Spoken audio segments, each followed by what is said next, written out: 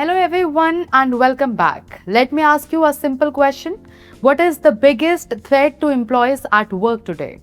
Is it machinery, slippery floors, heavy equipment? Well, sometimes the biggest danger isn't physical at all. It is stress, burnout, pressure, workplace conflicts, and feeling overwhelmed every single day.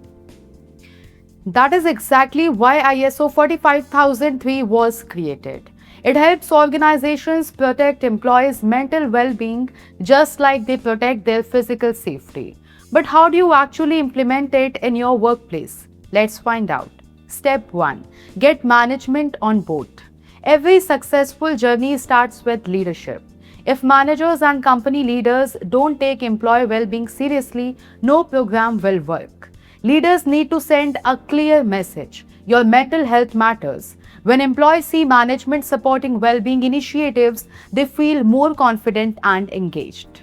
Now, step 2. Find out what is stressing employees. You can't solve a problem if you don't know what the problem is. Start by talking to employees. Ask them what is causing stress at work. Is it too much workload, tight deadlines, poor communication, lack of support from managers? Sometimes employees stay silent. No surveys, feedback sessions, and team discussions can help uncover issues that are hiding beneath the surface. Now, step 3. Identify workplace pressure points. Think of your workplace like a car. If there is a strange noise coming from the engine, you investigate before the car breaks down. The same applies to employees. Look for warning signs such as excessive workload, long working hours, workplace conflict, bullying, under-job roles, or unrealistic expectations. These are psychosocial risks that can affect employee mental health if ignored. Now, step 4. Take action, not just notes. Here is where many organizations make a mistake. They collect feedback, create reports, and then do nothing. ISO 45003 is about action. If employees are struggling with workload, redistribute tasks. If communication is poor, improve communication channels. If managers need better people skills, provide training. Employees notice actions far more than promises. Now, step 5. Train everyone. Mental health is not only HR's responsibility. Managers should know how to recognize signs of stress and burnout. Employees should understand how to raise concerns and support one another.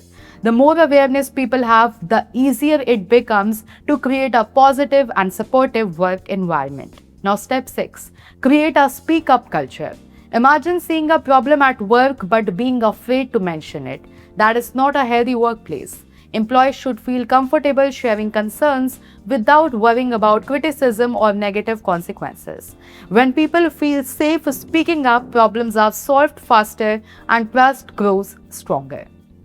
Now, step 7. Keep checking progress. Implementing ISO 45003 is not a set it and a forget it process.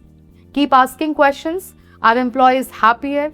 Is stress decreasing? Has absenteeism improved? Are teams working better together?